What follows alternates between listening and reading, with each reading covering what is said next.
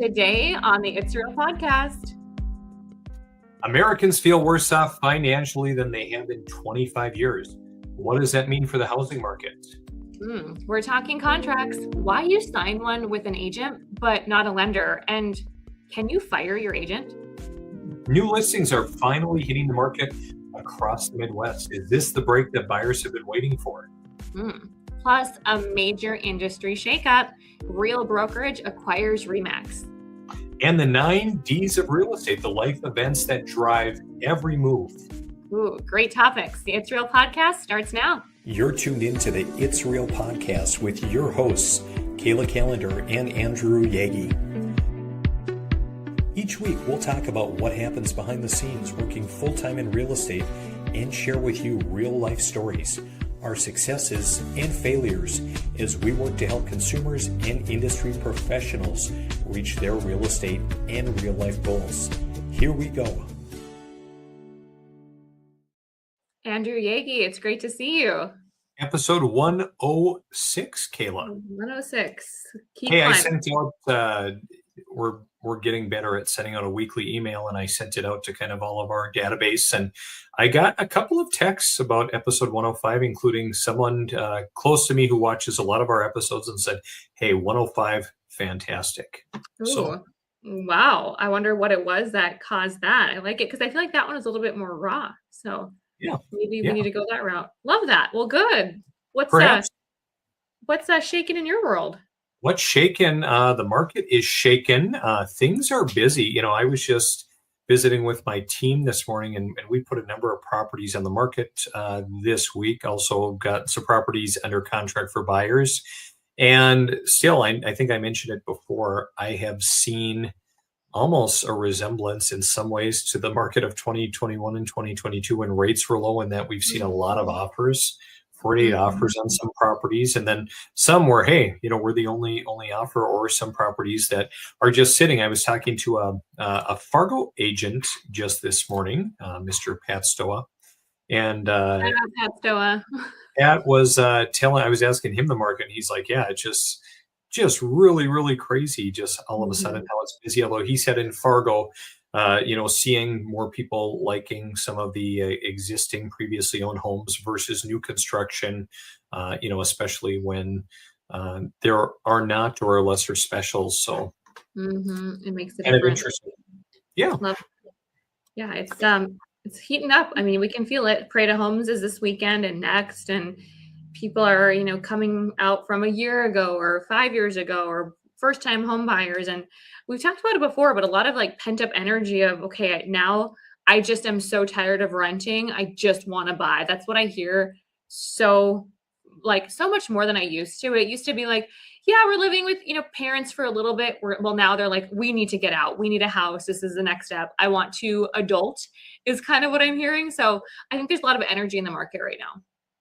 Yeah, I think you're definitely right. And yeah, it's going to be interesting to see how the chips fall this year, but strap in and we're along for the ride. I want to ask you though, you just got away on your first trip out of Minnesota, North Dakota in quite some time. How was Scott? Yeah, first, this is kind of crazy, but it was the first warm weather vacation that we've taken in 6 years, which is wild. Now, yes, we've got the lake home, and that's a vacation and a responsibility all in itself. But we went out to the Scottsdale Paradise Valley area and had a wonderful weekend. It was the first time, Andy, in probably a year and a half that I haven't taken my laptop out on a weekend.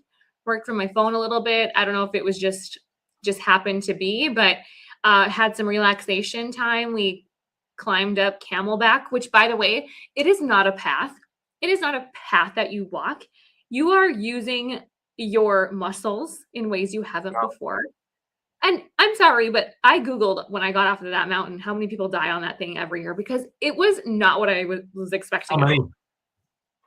It wasn't very clear. It was it's hard to determine. And then I was talking to my coworker, and he was telling me how he knows a guy that went hiking and no one ever found him. And so I'm just glad I didn't do that before, but it was just so challenging. I wasn't expecting it. I loved it, but just the energy in Arizona is different, right?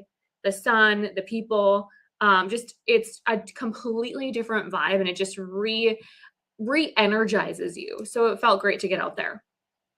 I thought that the last time we were down there as well, and we went and saw some family and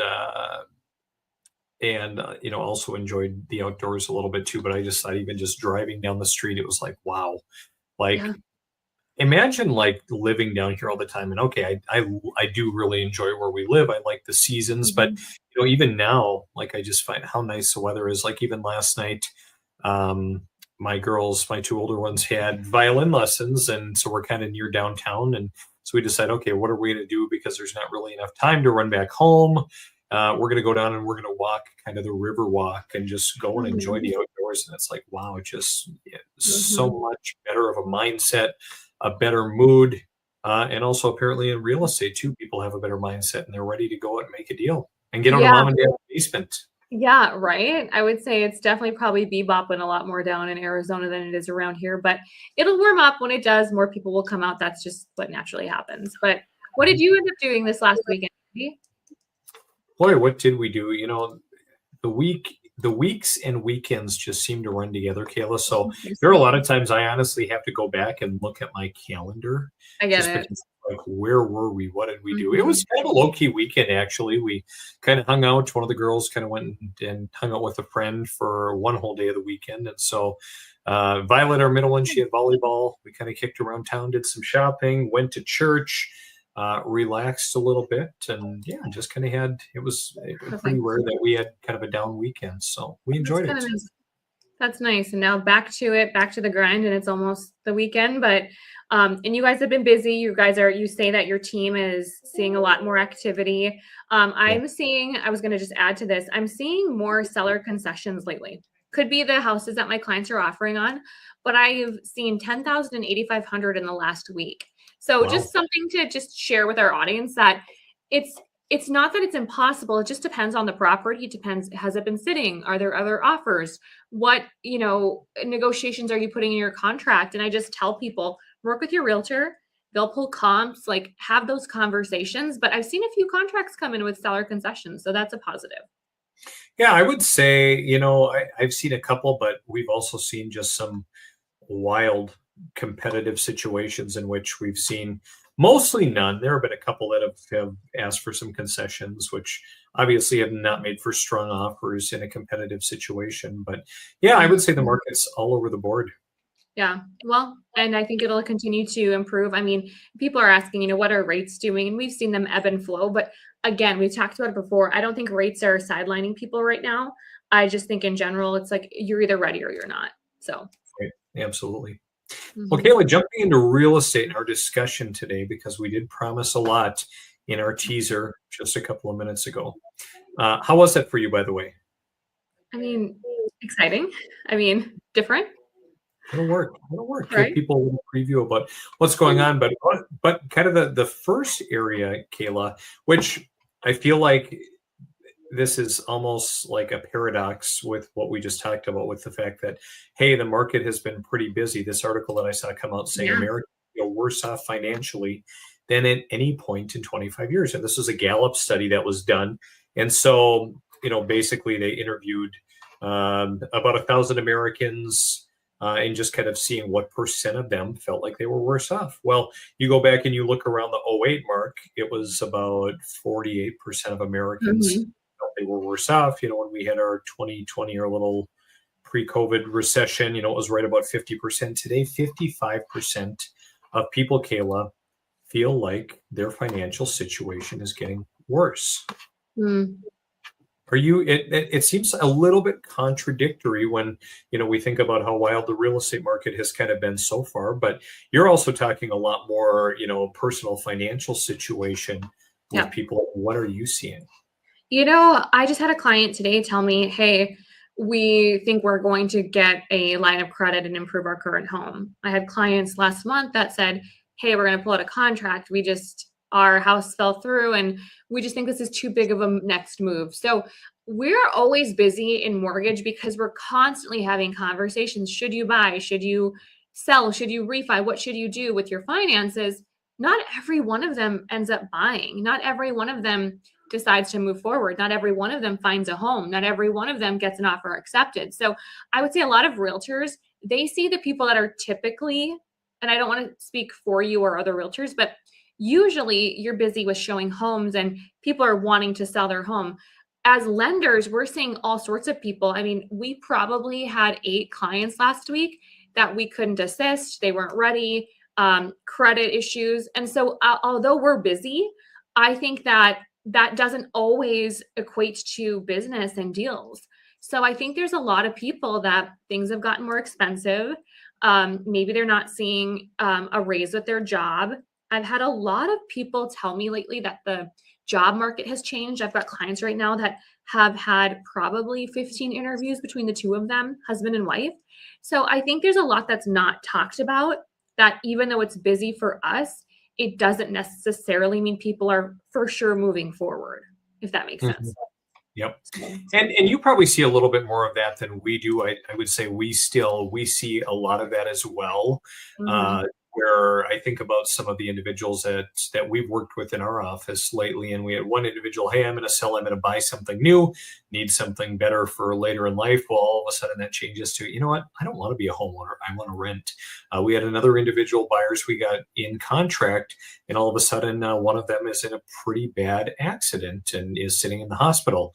So, we, have people, we fall in and out of, various stages with clients as well, but, sometimes for different reasons. But yeah, this report really, really highlights, and I hear a lot of people talking about this, and certainly I notice it at the grocery store, I notice it at the gas station, but, this article really talks about the fact that, 31% of individuals say the cost of living is their biggest issue: housing, food, healthcare, gas. We know gas prices and the global events are making things worse. And I think a lot of people too feeling like, okay, yep, I've got a job, but it doesn't feel like a great job, or there's just not a lot of upward growth or movement, which is what I kind of think leads to this chart and consumer sentiment.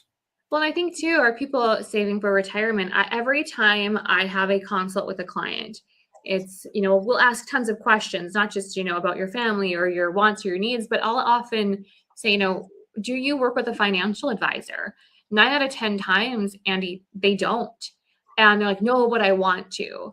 And I'm like, do you have retirement? No, but I want to. And I think a lot of people have been living paycheck to paycheck, and they're not thinking about their future as well. And I think that's probably normal. But from someone who talks to a handful of people every single day, I would tell you that the people I talk to, not every one of them has even thought about that, and they're in their 30s and they have kids. And so even though they're getting by, day by day, or might be buying a house, some of them aren't set up for those other things. And it's because of what we're seeing, the expensive prices of things and the job market. It kind of all adds up.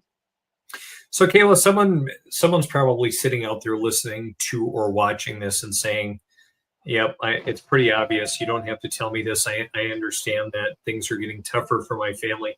Give me something actionable. Don't just sit here and talk about the obvious.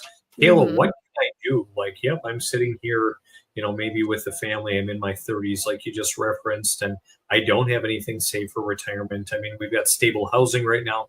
Man, we'd really like to move or build or do something, but we've done nothing for retirement. What should I be doing? A lot of times we hear people say, hey, I'm really not in the position to probably have a conversation with you right now. We're out like a year from buying. We don't want to talk until we find a home.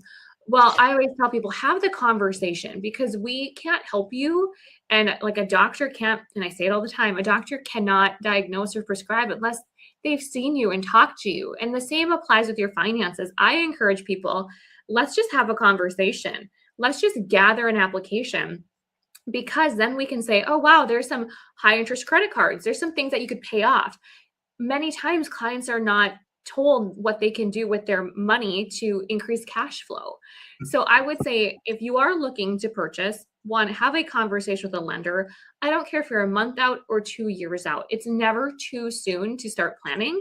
I think having a financial advisor, regardless of how much money you have, having one that will connect with you without having a minimum. And I would say, in addition, maybe think about what it would look like if you started setting money aside, maybe through your work. If your work has a match, or if your spouse's work has a match, or your financial planner you could talk to about how much money should I be setting aside for retirement? You don't know that unless you talk to the right individual. So talk to a lender, talk to a financial advisor, and then take the advice. It doesn't mean you have to actually implement it, but at least you have a path from there. Fair enough. Fair enough. It's a good thought. Just say, kidding. my advice, Kayla, would be, I think that certainly is good advice and would work well for some. I'm big on, learn to help yourself. I don't care what you go and do, whether you're going to the doctor. You have to learn to advocate for yourself. Same with a financial planner. I've heard plenty of horror stories when it comes to financial planners, where people just have not had great experiences. And so when I look at it, I think you've got to become your own advocate. Study, do the basics. Agreed. If it's just, from an investing standpoint, if you can't put a lot aside, take your phone out right now, download the Robinhood app, for instance. Makes it super easy to go start a Roth IRA or a brokerage account, go and throw money into an S&P 500 index fund. That's what Warren Buffett would recommend everyone does, especially if you're not particularly savvy. And even if you think you're savvy, it still outperforms, most of even the highly paid financial managers. You might attend a church or be involved somewhere in the community. Maybe they have a Dave Ramsey program. Mm-hmm. A big part of it is budgeting, Kayla. And I'm not a big Dave Ramsey fan. I don't think it's the way, but it's something that does work for a lot of people. Mm-hmm. But I think ultimately you have to start by helping yourself. Amen. I love that ad. It's like that add-on. It's true. And there's so many tools now. I mean, you could pull up ChatGPT or Claude and put in your information. Now, be careful, but yeah, help yourself. A lot of people think push button, I'm going to get help. Push button, get mortgage. Push button, get house. It takes some time and some investment and some research. And I love that answer for sure. Kayla, I want to shift gears and I want to talk about contracts. So you brought it up before we started shooting today. Mm-hmm. Why does a consumer need to sign a contract with an agent but not a lender? And hey, let's talk about hiring and firing if you want to fire your lender or if you want to fire your agent. Yeah, well, I had a client, now this doesn't happen frequently, but I had a client that came to me and said, hey, like, we don't feel like our realtor's fighting for us. And I just said, okay, have you talked to him? Have you had the conversation? And they're like, well, yeah, we feel like he's just not really fighting and we don't feel like we're represented well. I talked to them about like some strategies for writing an offer. And I'm like, well, your realtor will talk about that. They'll pull comps. And they're like, well, he never shared any of that. And so I just advised, talk to your agent, have the conversation. And they said, but we signed a contract for him to represent us. Well, they pulled up the contract and it says, they can cancel if parties agree. Both parties agree. Exactly. So with that being said, they want to know, could they get out of it? And I said, you're going to just have to talk to your agent. So that's kind of what prompted this conversation today. So Andy, tell me more about that. Tell me more. Have you run into that? Have you heard of any stories? I'd like to know your perspective because I don't, just because I'm on the lending side. Yeah. So, okay. So if you're buying with an agent, generally you're going to have to sign a buyer representation agreement. It just outlines your timeline, your relationship, how the agent's getting compensated. I always tell individuals, like, if you don't feel like this is a good fit, you can go ahead and cancel it on me. That's fine. If you don't want to work with me, I don't really want to work with you. Life's too short. Let's move on. However, that is not an excuse for you to back out because all of a sudden we looked at a property together and, oh boy, you happen to know the seller. And they just said, well, cancel on your agent and we'll just do the deal on the side here and it'll save me some commission and hey, you'll get a better deal. So that's not, there's a strict provision in both listing and buyer rep agreements about that. As it pertains to selling a home, same thing. I tell individuals that I work with, hey, this is our contract, this is our timeline. But if I'm not holding up my end of the agreement or you don't feel like I'm doing a good job for you, you can cancel it. Kind of the same mindset. Not every agent has that. There are a lot of individuals who they're like, well, no, it's a contract. I'm not releasing you. I've spent a lot of time and energy and effort, and that's probably true. But I Mhm. mean, if the relationship is strained, you're probably not going to go to therapy or counseling for agents and buyers. You're just better off cutting your losses and moving on and finding Yeah. somebody that values you, Kayla. Well, and I would not think it would be comfortable to be showing homes to somebody that wants to cancel. I just wouldn't want to deal with that. So good to know. So if they mutually agree, then you can go separate ways. What if they're already in contract? What if they've already found a home and they've signed? I have seen situations like that have happened, or there's been some falling out. Generally, they've been able to work it out and be like, hey, let's get through the contract. If it's a larger office, or even if it isn't, like, hey, it Mhm. might just be someone that, hey, I'm going to refer you over to my broker, and my broker is going to help complete the transaction since obviously our relationship is strained. Mhm. Well, and that's just good to know. So at the end of the day, can you go separate ways? Yes, but there has to be a specific time and place. But it's just like so many things in life, it comes down to communication. If you're having problems or you're not on the same page, sometimes, hey, Kayla, can we schedule a meeting and just sit down? I think we need a reset. Let's just sit down, and there are some concerns we have. And hey, let's figure it out. If we can't, let's part ways. Life goes on. Mhm. Mhm. But I think communication is kind. If you're unhappy, bring it up. Maybe this realtor didn't know that they wanted, XYZ. Have the conversation, be direct, and see where it goes. Okay. What about it? That it is an interesting point, though, you bring up. Mhm. So you can technically fire an agent. A lender, you don't have to have any kind of upfront contract with. No. Well, and it's not set up that way. It's not. And there's compensation rules. So you can't charge like an upfront commitment fee due to RESPA. And it allows people to be able to shop. And so think about these clients that talk to one lender. And let's just say the lender is not a great lender and they're charging high fees and they feel forced to stay with them and then they switch their fees or their rates or their communication. I think it's just set up differently in general. But no, I mean, a client can work with me. We can have a discovery call, get them pre approved, have a pre approval presentation, run numbers for a year. We could be working with somebody pulling credit, verifications of employment. Most people don't realize that even though it doesn't cost the consumer anything to apply with a lender to get pre approved, it does cost the lender money to do it. Think about it. We're pulling credit reports. That's not free. We're doing verifications of employment. I've seen some employment verifications through certain companies cost $150, $160. If we're pulling multiple verifications of employment, we could be looking at anywhere between $220 to up to probably $800 per client that we are paying and investing to get a client pre-approved, and then they could go elsewhere. So although there's time invested and money invested up front, we don't necessarily get to work with that person if they decide to go elsewhere. So definitely different than the realtor model, but I would say the similarity is I just try to get my commitment up front with clients. Like, hey, if you want to work with me, then going forward, here are the next steps. But it doesn't mean they can't switch. They sure could, but that's just how I personally create that loyalty, that stickiness. So I'm buying a home, and we're halfway down the road. Appraisals order done. I decide I don't want to work with Kayla anymore. I could do that. Technically, yeah. I mean, you could have an appraisal order. Now you'll have to pay for that appraisal. A lot of companies charge for the appraisal fee up front, some don't. Typically, Is you're it going to get a for that bill. reason? Yes. I mean, that is typically it. I mean, you don't know if someone's going to walk away.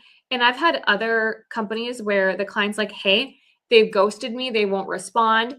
I was told I should work with you. I was just told this. So I've been on the other side where a client has come to me because their lender is just gone and they've been through the inspection. I had a client last week that we were able to do a different program than someone else, but it was too late. they were too far in, because at some point you can't just be switching lenders last minute because you're starting a file over and their team needs the time, the underwriting, the processing, the closing, the balancing. So can it happen? Yes.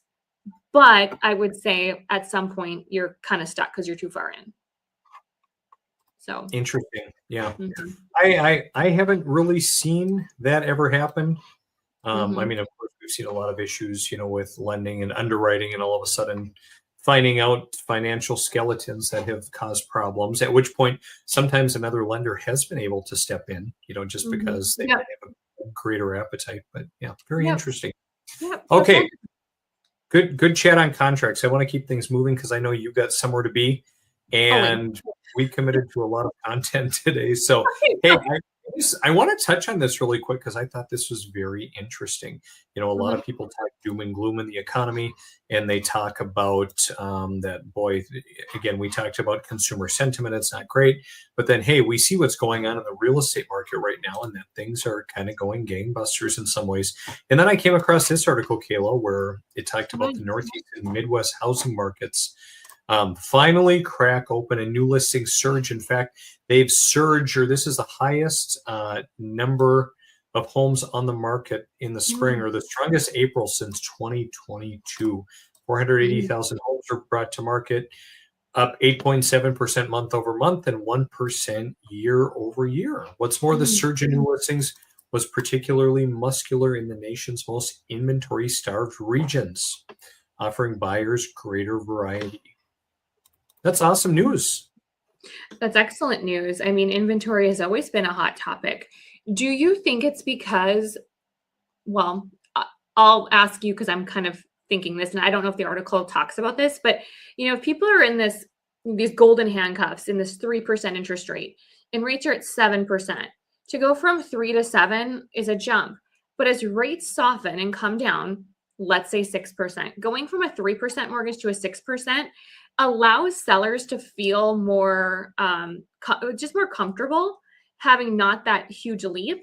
But are you seeing that as, hey, we've been waiting for so long, there's other things that are more important than an interest rate? Do you feel like that has a lot to do with this? I think the 9Ds have a lot to do with it, Kayla, which Tell me we'll about the 9Ds. hit on in just a moment. I'd love to.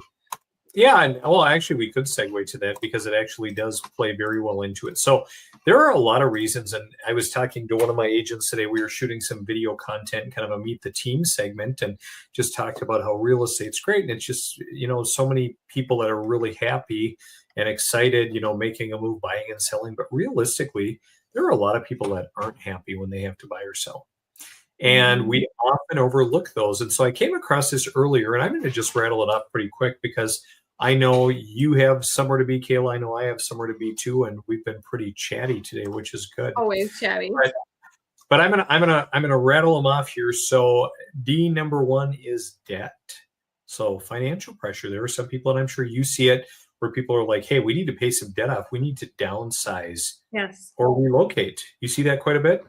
all the time. In fact, I've seen a lot of we want to go through another round of IVF, even if it's there's debt that's coming, that expected debt too.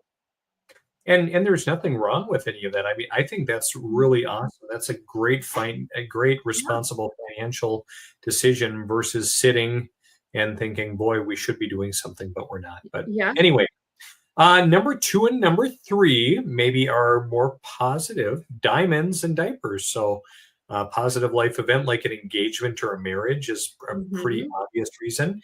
And then diapers, growing families, kids, or again, expecting kids. Create the need for more space, better schools, or a more family-friendly home. Amen. Kayla, downsizing is another one, and we see it a lot, especially in our area where we're a little bit more of a retirement community, where people are like, "Hey, I want to get rid of this house. I want something slab on grade." Although as I was talking to Pat this morning on the phone, he said he got a call from an older couple last night they were looking to sell and wanting to buy something, and he said, "Oh, I imagine a slab on grade." They said, "No, we want a full basement still." So one should not always prejudge and assume that just because someone's 70, 80, 90 that they are looking for a slab on grade home. Amen. Yeah. Kayla, another one is distance, job relocation, or wanting to be closer or farther away from family. I've actually had people say, hey, we need to get out of here because we want to get away from family.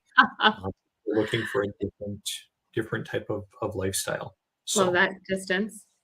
and then kind of the last four are all kind of, negative ones in a sense, depending on what side of the coin you're on, but, generally a little bit more sad. One being divorce, which is pretty obvious, dividing up assets. Quite often, a home will need to be sold or at least one new home be purchased. Disaster, fire, flood, major damage that make a house unlivable or just financially impractical to keep. We've seen that across the country these last couple of years. Number 8, to disability, Kayla, a physical or a health challenge that requires more accessible home or a different living setup. And 9, the final one, the end, death, the passing of a homeowner, which leads heirs to sell the property or a surviving spouse to relocate. So all things that cause people to relocate. There was one D that was missed though, Andy. What's that? Dogs. You're really parlaying off of our last episode where we talked about why people are really buying or what's influencing them more than kids, and that's dogs. Dogs, yeah. I mean, I've had people say I want to buy a house because I want a dog, or I need to get out of this apartment. Today on Snapchat, I had someone send me a picture of a dog and said, we need to get out of our apartment. We got a dog. And I'm like, all right, let's do this. So 10 Ds. Well, we know if we see the list of Ds coming from Kayla Calendar Mortgage, they're going to be 10. There's going to be 10, and dogs will be number 1. So I love that, though. I love that list because it's so true. No matter what rates are doing in the market or inventory or seller concessions, those are things that cause people to move, and they're all very valid reasons. Right on. Kayla, the last piece of our episode today I want to touch on is Real Broker buying RE/MAX Holdings. So a lot of you are probably thinking, hey, I've never heard of Real Broker. If you see the logo here, you've maybe seen it. It's kind of an up-and-coming agent-centric online brokerage. There's a big presence in the Fargo-Moorhead area, Lakes area where we're at, and all across the country.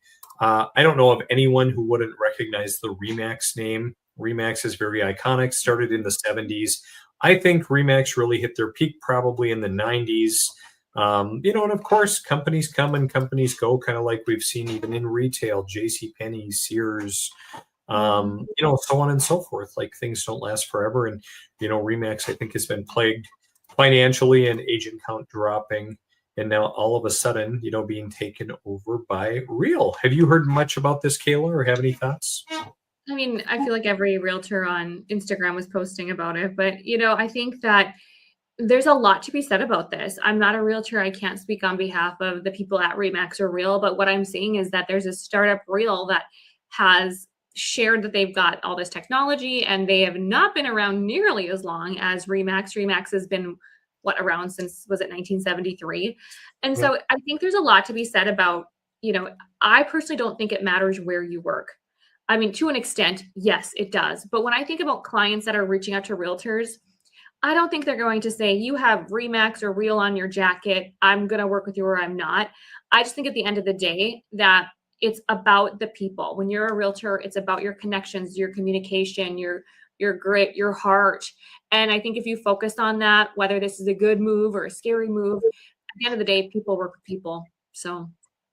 Yep, absolutely. I think it's really interesting, and we know that when we talked about it in the past with technology, with AI, changes are coming, and not every company is equipped, to deal with those changes. A lot of people say, well, a big part of it is because, the RE/MAX agents need Real's technology. When I look at their technology, I question how valuable it truly is, other than being, somewhat of a back office for agents.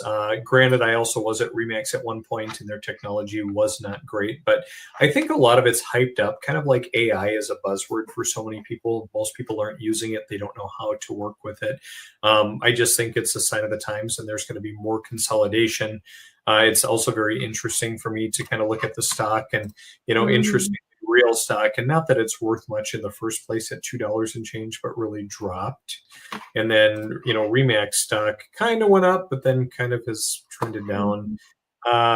I don't know. I think the Mhm. stocks are garbage. I was at EXP and they were so agent centric, and you can earn company stock, but I don't know. I'm a little bit pessimistic when it comes to that, but it'll be interesting to watch and see how the industry continues to ebb and flow. Do you think there will be then no brick and mortar anymore? I mean, since Real is cloud-based, will these Remax offices go away? Like what's your thought on that? So EXP officially did not pay for any office space outside of what they needed for a state office. I think Real does the same thing. You can have your own office as a team or whatever. And I Sure. think they're still running the two companies separately, although they're going to share some resources. I think there's always going to be some sort of brick and mortar out there because there are some individuals that, hey, that's what we want. That's the experience that we want. And if you have a team, you've got to have a place to huddle. I think the big play here for Real is just they want access to the database of Remax and all of the names and the clients and the agents, because where real estate brokerages are really focusing right now is ancillary services and making additional revenue off of that. Things like mortgage, title, home inspection services, home warranties. So they're looking at that and really trying to boost the agent and client count as they roll out more of those ancillary services. Makes you wonder what's going to happen with Motto Mortgage, because there's a lot of there's like a motto inside of Remax. I don't know if that's everywhere, but yeah, that makes sense. I guess we'll see what happens, but it's another hot topic, and we'll keep everyone up to speed as we learn more too.